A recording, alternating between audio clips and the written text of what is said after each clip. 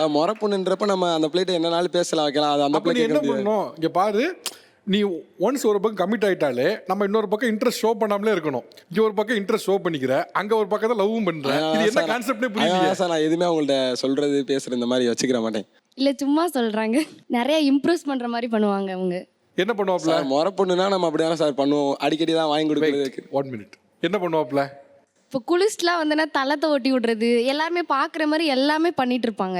நிறைய இம்ப்ரெஸ் பண்ணி என்ன வந்து லவ் பண்ண வச்சிட்டாங்க. நான் வந்து முறை பொண்ணா பண்ணேன், அது அவங்களுக்கு லவ் ஆயிடுச்சு. என்ன பண்றதுன்னு தெரில. சாப்பாடுலாம் ஊட்டி விடுவாங்க, நிறைய பண்ணுவாங்க. எப்போ? இப்போ இந்த ஒரு 3 வருஷமா தான். ஆனால் வீட்டில் 2 பேர் வீட்லையுமே மேரேஜ் பண்ணி வைக்கணும்னு ஆசை. ஆனால் அவன் வேற ஒரு பொண்ணை லவ் பண்ணுறான். நீங்க ஒன் சைடு லவ் பண்றீங்க அவரை. ஆனால் அந்த பொண்ணு ஒன்றும் சேர மாட்டான்னு தான் நான் நினைக்கிறேன். இது உன் ஆசையா சாபமான்னு தெரியல எனக்கு. இதுக்காக அவங்க வீட்டுக்கெல்லாம் ஃபோன் அடிச்சுலாம் சொல்லி பிரச்சனை ஆயிடுச்சு சார். அந்த பொண்ணோட வீட்டில் கால் பண்ணி என்னோட அத்தை பையனை நான் தான் லவ் பண்ணுறேன்னு சொல்லி கொடுத்துட்டேன். எனக்கு ஒன்று விஷயம் கிளியர் பண்ண. நீங்க அந்த பொண்ணை எத்தனை வருஷம் லவ் பண்றீங்க? ஒன்றரை வருஷமா. 1.5 வருஷமா லவ் பண்றீங்க. அப்போ 1.5 வருஷமா லவ் பண்றீங்க. அப்போ நீங்க கமிட் ஆயிட்டீங்கன்னு தெரிஞ்சா இந்த பொண்ணு கொஞ்சம் டிஸ்டன்ஸ் கீப் அப் பண்ணியே இருக்கலாம்ல. இப்போ இந்த பொண்ணு மேல அளவில்லாத பாசத்தை பொழிவது, துணி தோட்டி விடுவது, உங்களுக்கு வந்து சாப்பாடை ஊட்டுறது, இந்த வேலை முறவாசல் பண்றது, இதெல்லாம் ஏன் பண்ற? சரி முறை பொண்ணு ஒரு கிரெஸ் இருக்கேன்னு சொல்லிட்டு பண்ணேன் சார். கமிட் ஆகிறதுக்கு முன்னால இருந்தா ஓகேப்பா. கமிட் ஆயிட்டு இனிமேல் என்ன கிரெஸ்? கமிட் ஆனாலும் முறை பொண்ணு தானே சார். கரெக்ட் தான்ப்பா. கல்யாணம் அங்க இந்த பொண்ணு தானே பண்ண போற. அதான் சார் தெரில. பண்ணிடுவேன் சார். யாரா எப்படா எங்க இருந்து வராங்கன்னு தெரியலையே. இதெல்லாம் பண்ணிடுறேன் சார். யார? என்னதான் இது ஒரு மாதிரி குழப்பமா இருக்கு எனக்கு. இல்லை அவங்களுக்கு பிரேக்கப் ஆயிரும். நிறைய எஃபர்ட் போட்டுட்டு இருக்கேன். சரி இப்போ இவர் வந்து நீங்க வேண்டாம் அந்த பொண்ணை கல்யாணம் பண்ணிட்டா என்ன பண்றது? அது நடக்காது. நான் இருக்கும்போது இன்னொரு ஒரு பொண்ணுக்கிட்ட போனால் நமக்கு பொசசிவ் ஆகும்ல. ஆனால் இவ்வளோ நாள் வரைக்கும் நான் சொல்லிக்கல. சரி இப்போ அந்த பொண்ணு லவ் பண்ணுறீங்களா இல்லையா அந்த பொண்ணை? ஆமாம் சார். இப்போ நீங்கள் டிவியில் இந்த மாதிரி பேசுகிறீங்களே, இது அந்த பொண்ணு பார்த்தா என்ன நினைக்கும்? அதான் பிரேக்கப் ஆயிரும். எல்லாமே பிளான் பண்ணி தான் சார் கூட்டிகிட்டு வந்தாங்க. Master plan. அதனால தான் வீட்லேயே அமுச்சு விட்டாங்க அவங்க வீட்டில். சரி இப்போ நீங்கள் கிளாரிட்டியாக சொல்லுங்களேன். இப்போ இவ்வளோ நேரம் ஓகே அவங்க நினச்சிட்டாங்க. இப்போ உங்கள் மனசில் ஒன்று இருக்கும்ல. இப்போ நீங்கள் கிளாரிட்டியாக அந்த பொண்ணுகிட்ட சொல்லுங்கள். என்ன உங்கள் மனசில் என்ன இருக்கும் கிளாரிட்டியாக சொல்லுங்கள். அந்த பொண்ணை லவ் பண்ணுறது தான். அங்கே சொல்லுங்கள். ஏன்டா சொல்கிறீங்க? அந்த பொண்ணை லவ் பண்ணுறேன். ஆனால் 2 பேர்த்துக்கு கல்யாணம் பண்ண மாட்டீங்க. இந்த மாதிரி சொன்னால் அப்புறம் நான் என்ன சார் சொல்ல முடியும்? எல்லாமே சொல்லிட்டேன். அந்த பொண்ணை லவ் பண்ணுறேன், அந்த பிள்ளைய கல்யாணம் பண்ண போகிறேன். யார் ஒத்துக்கலைனாலும் பரவாயில்ல, ஆனால் அவனை பிடிக்கும். எல்லாம் முடிச்சுட்டு அப்புறம் லாஸ்ட்டில் ஒரு பஞ்சு ஆனால் உனக்கு பிடிக்கும் அப்படின்னு. இப்போ இந்த பொண்ணுக்கு என்ன தோணும்? அப்போ இன்னும் நமக்கு ஒரு வாய்ப்பு இருக்கு போல அப்படி தானே தோணும். அந்த பிள்ளைய லவ் பண்ணுறேன், அந்த பொண்ணை கல்யாணம் பண்ண போகிறேன். உன்னை வந்து ஜஸ்ட் ஒரு முறை பொண்ணா எனக்கு பிடிக்கும், அவ்வளோதான். அவன் அந்த பொண்ணை லவ் பண்ணாலும் நான் சாகிற வரைக்கும் இந்த பையனை தான் லவ் பண்ணிட்டு இருப்பேன். என்னோட அத்தை பையன் தானே, அதனால யாருக்கும் விட்டு கொடுக்க எனக்கு தோணலை. அதனால நிறைய எஃபர்ட் போட்டு பிரித்து விட்டுருவேன். நீங்கள் ஆக்சுவலாக சொல்கிறது ரொம்ப ரப்பிஷாக இருக்குமா? நீங்கள் சொல்கிற யோசிச்சு பாருங்களேன். அவர் ஒரு சீரியஸான ரிலேஷன்ஷிப்பில் நான் அந்த பொண்ணை கல்யாணம் பண்ணுவேன்னு நினைக்கிறாரு.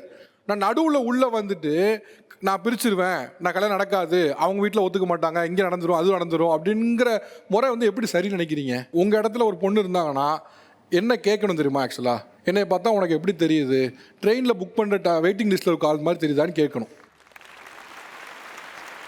ஓகே. ஆனால் இப்போ அவங்க அந்த மாதிரிலாம் வந்து பேசுகிறாங்கன்னு வச்சுக்கோங்களேன்.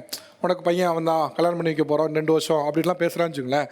அப்போ நீங்கள் அவரை பார்க்கும்போதோ வைக்கும் போதோ உங்களுக்கு வெக்கம் இந்த மாதிரிலாம் உங்களுக்கு வந்து வரும். ஏன்னா அந்த முறை பொண்ணு முறை பையன் இதெல்லாம் வந்து அந்த வெக்கங்கிறது தான் மேஜரான ஒரு இது. அவங்கள எப்போவாது பார்க்கும்போது ஒரு சின்ன சிரிப்பு வருதோ, இல்லை வந்து அவங்கள்ட்ட அதிகமாக பேசாமல் போகிறதோ, இதெல்லாம் தான் அதில் இருக்க மேஜரான விஷயம். அவங்க பேசிப்பாங்கன்னு சொல்கிறீங்க, சொந்தக்காரங்களாம் பேசிப்பாங்கன்னு சொல்கிறீங்க. உங்களுக்கு இவரை பார்க்கும்போது வெக்கம் வர்றது அந்த மாதிரிலாம் உங்களுக்கு வர்றது? ஒன்றுமே வரலையே. ஓகே. நீங்கள் பேசுகிறீங்களா? இது மாதிரி எல்லாரும் சொல்கிறாங்க, சுற்றி இருக்கவங்கலாம் வந்து நம்மகிட்ட கல்யாணம் பண்ண நல்லா இருக்குன்னு சொல்கிறாங்க, இது பண்ண நல்லா இருக்கும் நினைக்கிறியா? இந்த மாதிரி தான் பேசியிருக்கீங்களா? பேசியிருக்கேன் சார். ஆனால் கல்யாணம் பண்ணிக்கணும்லாம் பேசுறதில்ல. ஃப்ரெண்டாக லாஸ்ட் வரையும் இருக்கும். அதுக்கு வேறு பையன் கிடைச்சாலும் சரி, எனக்கு வேறு பொண்ணு கிடைச்சாலும் சரி, எங்களோட பாண்டிங்கு அப்படியே தான் இருக்கணும். ஸோ உங்களுக்கு வந்து ஒரு ஃப்ரெண்டாக தான் பார்க்க முடியும். எந்த விஷயமா இருந்தாலும் அவங்க ஷேர் பண்ணுவாங்க.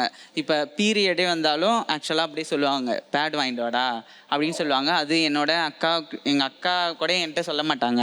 ஆனால் இவங்க என்கிட்ட ஓப்பனாக எதாக இருந்தாலும் சொல்லுவாங்க. பீரியடாக இருக்கட்டும், அவங்க உடம்புல எந்த இதாக இருந்தாலும், சின்ன சின்ன காயங்கள் எதாக இருந்தாலும் சொல்லுவாங்க. இதுமாரி எனக்கு ஆயிடுச்சுடான்னு ஓப்பனாக சொல்லுவாங்க. அதேமாரி அவங்க அப்பா அம்மாவும் தப்பாக எங்களை நினச்சிக்க மாட்டாங்க, எங்கள் அப்பா அம்மாவும் தப்பாக நினச்சதும் கிடையாது இன்ன வரையும்.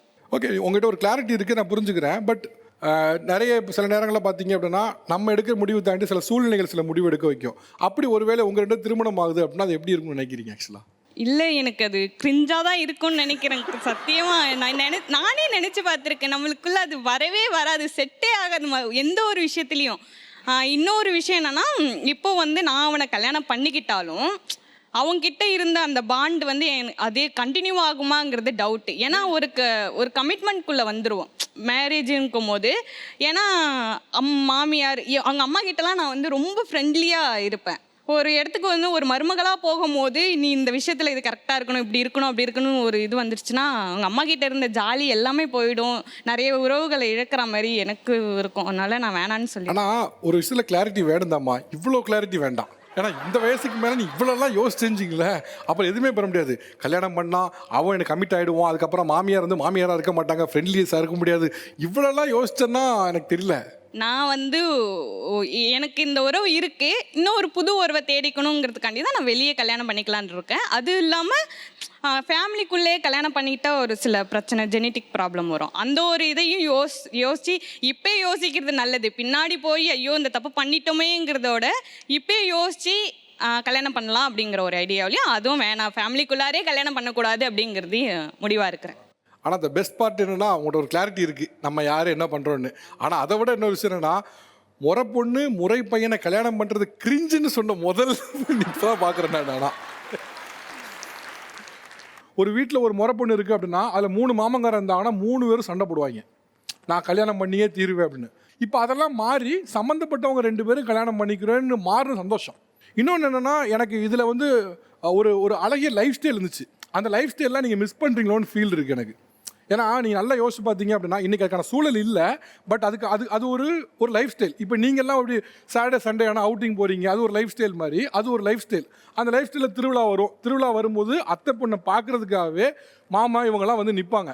அவங்க சில பேர் வரவே மாட்டாங்க வேணும்னே. அப்போ அவங்க வீட்டுக்குள்ளே போவாங்க. வீட்டுக்குள்ளே போயிட்டு என்னத்த உன் பிள்ளைய காட்டவே மாட்டியா அப்படின்னு கேட்பாங்க. கேட்டோன்னே காட்டுவாங்க, எப்போ காட்டுறோம் அப்போ காட்டுவாங்க அப்படிம்பாங்க. இவங்க அதுக்காக என்னெல்லாமோ பண்ணி இந்த பொண்ணு எப்போ வெளியே வரும், இந்த பொண்ணை எப்போ பார்க்கலாம், எப்போ பேசலாங்கிற ஒரு ஆர்வம் ஒன்று இருக்கும். திருவிழா நேரத்தில் மட்டும்தான் பேச முடியுங்க. திருவிழாக்காகவே வெயிட் பண்ண காலம்லாம் ஒன்று இருந்தது. அது ஒரு ஃபீல். இன்னொன்று எனக்கு உங்ககிட்ட ஒரு சின்ன கன்சர்னப்பட்டது என்ன அப்படின்னா, நீங்கள் முடிவெடுக்கிறதுல பயங்கர சுணக்கமாக இருக்கீங்க.